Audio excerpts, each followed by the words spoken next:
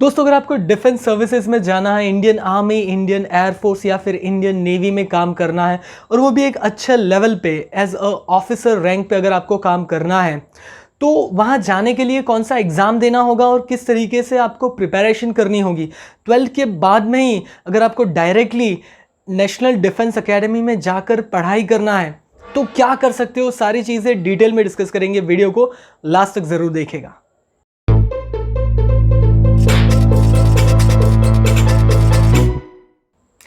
Hello friends, welcome to Top Career. This is Mohammed and today we're going to discuss National Defense Academy.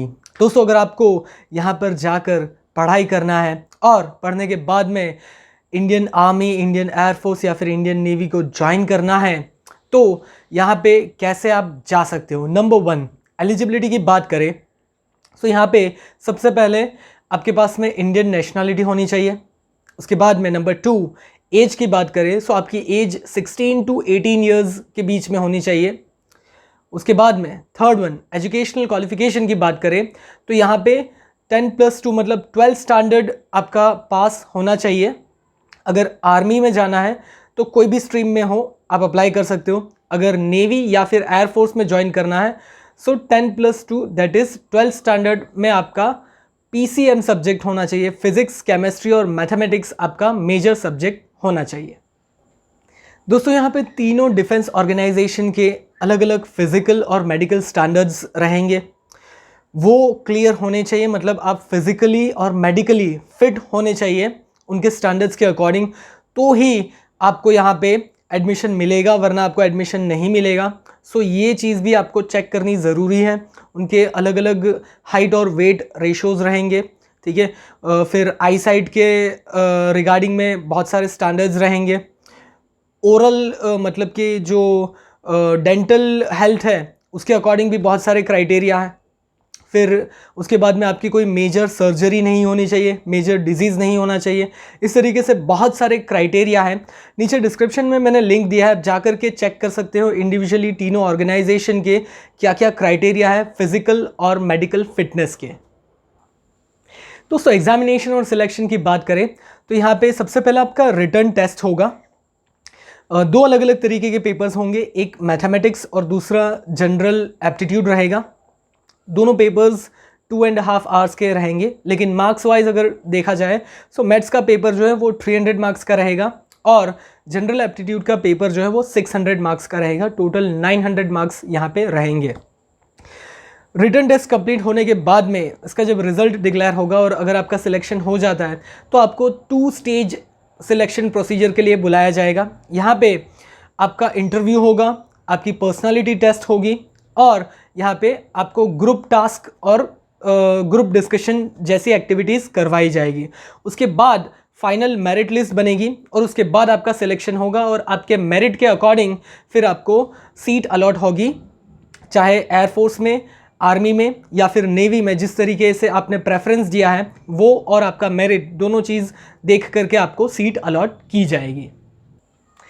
दोस्तों, training की बात करें सो यहाँ पे आपका सिलेक्शन हो गया, उसके बाद में आपको ट्रेनिंग दी जाएगी नेशनल डिफेंस एकेडमी में या फिर नेवल एकेडमी में। जिस तरीके से आपने सिलेक्शन किया है उस तरीके से आपको इस एकेडमी में जाकर आपकी ट्रेनिंग होगी। यहाँ पे NDA में आपकी 3 साल की ट्रेनिंग होगी, जहाँ पे आपको थियोरी सब्जेक्ट्स भी पढ़ाए जाएंगे और प्रैक्टिकल चीज़ें भी सिखाई जाएगी और आपका जो कैडेट है उसके अकॉर्डिंग आपको डिग्री मिलेगी। मतलब कि अगर आपने आर्मी चूज़ किया है तो आपको BSc या फिर BA की डिग्री मिलेगी। अगर आपने नेवी या फिर एयरफोर्स चूज़ किया है तो यहाँ पे आपको BTech की डिग्री मिलेगी। और नेवल एकेडमी में अगर आप एडमिशन ले रहे हो, नेवल एकेडमी में अगर आपका ट्रेनिंग हो रहा है तो यहाँ पे आपका 4 साल का ट्रेनिंग रहेगा और यहाँ पे आपको BTech की डिग्री अलॉट की जाएगी। उसके बाद में ये कंप्लीट होने के बाद में 1 साल की आपकी वापस से ट्रेनिंग होगी। अभी जो ट्रेनिंग होगी वो इंडिविजुअल ऑर्गेनाइजेशन में होगी।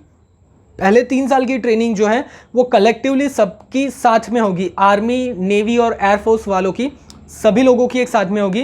लेकिन उसके बाद में 3 साल कंप्लीट होने के बाद में ये जो ट्रेनिंग है वो इंडिविजुअल होगी। अगर आपने आर्मी सेलेक्ट किया है तो आपको इंडियन आर्मी के कैंप में जाना होगा एयरफोर्स सिलेक्ट किया है तो इंडियन एयरफोर्स के कैंप में जाना होगा। कैंप में मतलब कि इनके ट्रेनिंग इंस्टीट्यूट में आपको जाना होगा और वहाँ पे 1 साल की आपकी ट्रेनिंग रहेगी।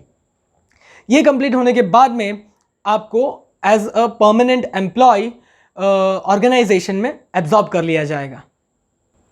दोस्तों एक्सपेंस की बात करें तो यहाँ पे सारा एक्सपेंस गवर्नमेंट बेयर करेगी, आपको कुछ भी पे नहीं करना है। लेकिन जब आपका एडमिशन होगा तो वहाँ पे आपको कुछ एज अ डिपॉजिट पे करना होगा, यूनिफॉर्म के लिए कुछ चार्जेस पे करने होंगे और इंश्योरेंस के लिए आपको कुछ चार्जेस पे करने होंगे। अराउंड अप्रॉक्सीमेटली 50 to 60,000 यहाँ पे आपको पे करने रहेंगे। लेकिन अगर आपको कुछ फाइनेंशियल इशू है और फाइनेंशियल एड चाहिए तो वो भी आपको मिलेगी। बहुत सारे स्कॉलरशिप्स अवेलेबल हैं तो आपको वहाँ से भी हेल्प मिल जाएगी। दोस्तों ये कंप्लीट करने के बाद में, पूरा ट्रेनिंग कंप्लीट होने के बाद में आपको एज अ लेफ्टिनेंट के रैंक पे अपॉइंट किया जाएगा। अगर आप एयरफोर्स ज्वाइन कर रहे हो तो अगर आप फ्लाइंग विंग में हो so as a flying officer आपको अपॉइंट किया जाएगा। और अगर आप ग्राउंड स्टाफ में हो तो आपको जो भी ड्यूटी अलॉट की जाएगी उसका जो रैंक है वो इक्विवेलेंट टू फ्लाइंग ऑफिसर रहेगा। सो यहाँ पे एक अच्छे लेवल से आप स्टार्ट कर सकते हो। दोस्तों सैलरी की बात करें सो जब आपका ट्रेनिंग ड्यूरेशन रहेगा 1 साल का, उस ड्यूरेशन में आपको स्टाइफन मिलेगा 56,000 पर मंथ और आपका ट्रेनिंग कंप्लीट हो जाएगा। और जब आप एज अ परमानेंट एम्प्लॉय काम करोगे तो यहाँ पे आपको लेवल 10 पे स्केल के अकॉर्डिंग आपका पे रहेगा। मतलब वहाँ पे बेसिक पे आपका 56,000 होगा और उसके ऊपर बहुत सारे अलाउंसेस वगैरह बहुत सारी चीज़ें मिलेगी। मतलब अप्रॉक्सीमेटली आपकी जो सैलरी है वो 80-90,000 के आसपास होगी, उससे ज़्यादा भी हो सकती है, डिपेंड करता है किस तरीके की ड्यूटी आपको अलॉट की जाती है और किस रीजन में, मतलब कहाँ पे आपको ड्यूटी अलॉट की जाती है। सो दोस्तों यहाँ पे इस फील्ड में बहुत अच्छा स्कोप है।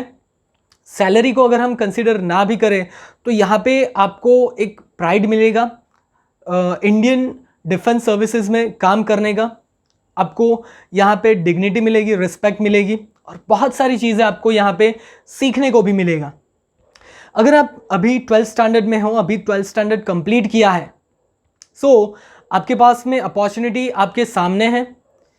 29th of this month last date है, आपको अप्लाई करना है।